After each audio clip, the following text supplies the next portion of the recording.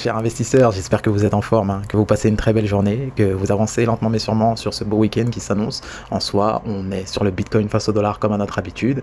On voit une très belle reprise des acheteurs, on voit un rebond qu'on attendait. Et en soi, ce n'est pas pour nous déplaire. Qu'est-ce qu'il y a de beau? Sur cette unité de temps hebdomadaire, on aperçoit que notre Bitcoin arrive tout près de sa fameuse Kijun. En fait, on est pour ainsi dire au niveau d'ouverture de la semaine et pour dire au niveau de la clôture de la semaine précédente. Ce n'est pas un niveau qui est dû au hasard. C'est tout simplement ce niveau entre les 47 000 et les 48 000 qui nous tient. Donc on y arrive petit à petit. Incroyable de constater comment en un jour on a pu faire le chemin inverse. Tout ce qu'on a créé, tous les mouvements qui se sont construits durant cette semaine, donc dans une direction vers le sud, ont été invalidés, ont été avalés en une seule journée par les acheteurs. Il faut bien croire qu'ils reprenaient des forces. Alors oui, il y avait un très beau coup à jouer, force à ceux qui ont été positionnés, nous sommes dans le même bateau, il est clair qu'une clôture partielle s'impose si elle n'a pas déjà été faite. En soi, on va voir en détail toutes les dynamiques qui se sont construites hier, qui ont été très intéressantes, accompagnées de divergences et autres, on va zoomer pour ainsi dire, assez bien pour voir. Tout s'est passé, pour ainsi dire, lorsqu'on a vu cette fameuse clôture de la journée d'hier, vous voyez, on a clôturé sur un doji comme on l'a spécifié, ça témoignait de la faiblesse des acheteurs. La faiblesse des acheteurs qui s'est poursuivie durant le début de la journée hier, on l'a vu, on l'a spécifié, on avait évolué en dessous du plus bas de la veille, donc ce fameux doji, la journée du 18 août.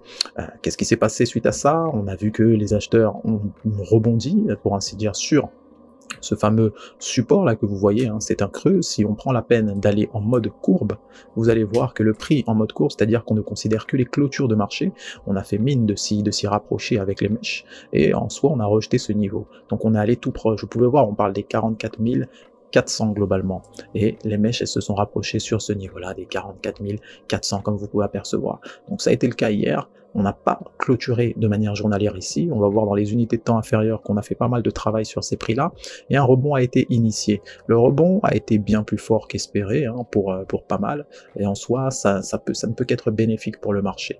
On avait dit qu'il fallait que les acheteurs reprennent des forces, ils en ont repris, maintenant il faut qu'ils la maintiennent. C'est toujours la même histoire, toujours les mêmes situations. On veut bien sur la hausse, mais une hausse durable. Alors, en soi, on peut dire qu'on peut être quand même satisfait qu'assure du nuage Ishimoku pour ce qui est de l'unité de temps 4 heures.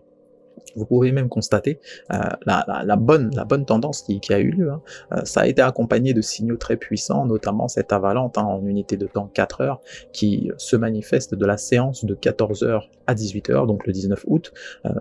Une hausse très puissante qui avale toutes les séances précédentes, et on vient même se rapprocher sur des séances de la veille, donc on parle du 18 août.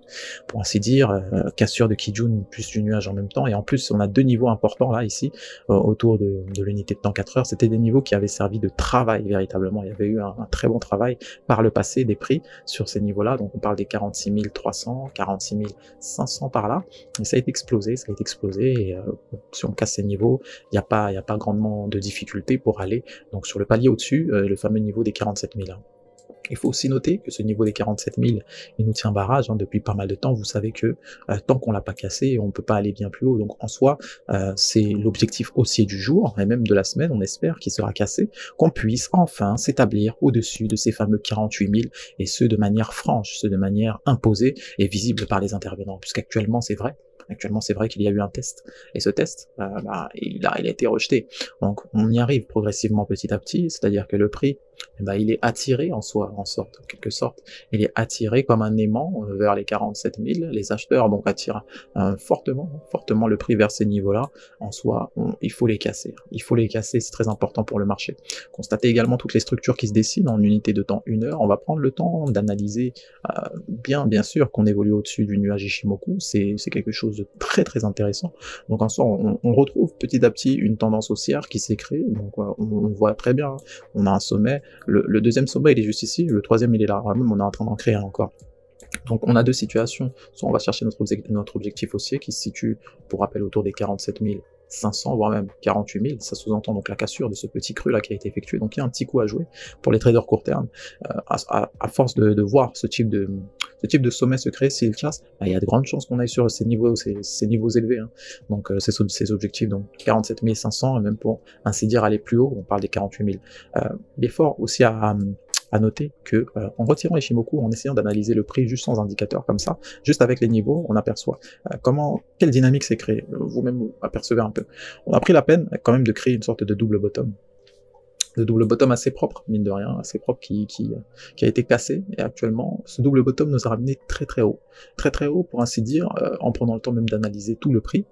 On constate que ça a été manifeste avec les indicateurs. Pourquoi on parlait de divergence. Il est vrai qu'on a constaté un affaiblissement de la tendance pour ce qui est du Bitcoin face au dollar.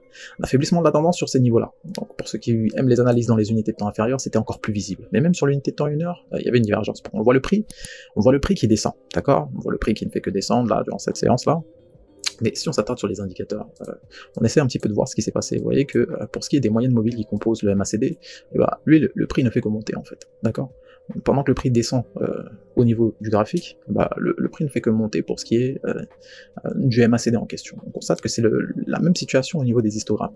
Donc effectivement, il y avait un coup à jouer. Bon, c'est plus facile à dire avec le recul, comme toujours, mais ceux qui sont positionnés, je vous rappelle, on est dans le même bateau là, pour le coup, il y a eu une clôture partielle qui a été effectuée déjà. Donc, à bon entendeur, en soi, le marché, c'est possible qu'il aille bien plus haut, c'est possible aussi qu'il retrace. Donc si on définissait des targets basses, ça nous emmenait, où est-ce que ça pourrait nous emmener, tout simplement? Ça pourrait nous emmener dans un premier temps sur ce fameux niveau de support là qu'on a juste ici, on parle des 46 500. On n'en est pas si loin, et même pour ainsi dire le deuxième niveau de support qui pourrait nous attirer, si le prix décide de retracer à peu près cette hausse qui vient de se dessiner, on irait naturellement autour des 45 000, même 45 000, 46 000, on parle des 45 900, 46 000 pour arrondir, d'accord. On a des niveaux précis à ces prix-là, et même quand vous apercevez cela, c'est bien d'utiliser Fibonacci dans les unités de temps supérieures, mais aussi on peut le faire dans les unités de temps inférieur. Donc on prend Fibonacci, ceux qui joueraient plus sur un retracement de la tendance, comme on l'a dit, c'est pas pour rien en fait quand on a spécifié ce premier niveau, donc vous voyez que nos niveaux corrèlent assez bien avec les ratios de Fibonacci en question. D'autant plus que là on s'est attardé sur les mèches, d'accord. Ceux qui veulent être bien plus puristes, ça s'attarderont sur les corps de bougie, d'accord, pour avoir des niveaux un peu plus proches des niveaux de clôture du prix. Donc en soi, les 23.6, 46 500 comme on l'a dit, et on est non loin de nos fameux niveaux 46 900 pardon, et 46 000, on est tout juste là. Donc on a des niveaux d'appui qui peuvent servir peut-être de rechargement juste ici. Pour ceux qui tentent une vente, on pourrait se diriger vers là, mais en soi, si on casse ce fameux niveau, on va un peu plus haut, d'accord, on va un peu plus haut, on essaie de voir où est-ce que le prix pourra se diriger. Là, c'est à peu près comme cela que se passent les mouvements pour le Bitcoin. On peut faire un petit tour très rapide sur l'Ethereum face au dollar, même tendance, véritablement une même tendance qui est très très forte. On casse même, on réintègre pour ainsi dire notre fameux canal ascendant. En soi, on voit de nouvelles structures qui se dessinent, toujours bien plus expressives que son homologue, le Bitcoin. Donc là, on est autour des 3230, pour ainsi dire, c'est un très très bon niveau. Il y avait un niveau, donc c'était une petite zone de barrage. Il y en a d'autres qui n'ont pas été considérés par le prix. Donc c'était une très bonne target en soi, bien que elle était inespérée encore une fois. Les 3100 comme objectif hier, c'était plus que apprécié si on y allait. On voit que enchaînement de séances positives pour l'unité de temps 4 heures. Le doji a bien fait son effet, dans le sens opposé, ma foi, on peut toujours dire que c'est bienvenu de la part des acheteurs. Notre semaine en soi ressemblait à de la respiration, mais pour ainsi dire, ce n'est plus vraiment le cas. On semblerait vouloir se diriger vers une création d'un marteau. Donc c'est une figure chartiste qui montre à quel point les acheteurs ont repris toute la force au sein de ce chandelier. En soi, des informations comme quoi le rebond se fait sentir sur nos deux actifs, ce n'est pas pour autant que la force est encore revenue dans leur camp. Il faut dire qu'elle est très puissante, cette hausse qu'on a connue, ce rebond qu'on a connu, mais pour ainsi dire, on va prendre le temps de constamment étudier ces infos. On a défini nos targets hauts, des targets basses sur le Bitcoin. Sur l'Ethereum, c'est globalement le même schéma qui semblerait se dessiner. En soi, vous savez, ceci étant dit, vous prenez soin de vous, d'accord? Prenez soin de votre portefeuille aussi. Et quant à nous, n'oubliez pas, on se retrouve à la prochaine. Bye bye.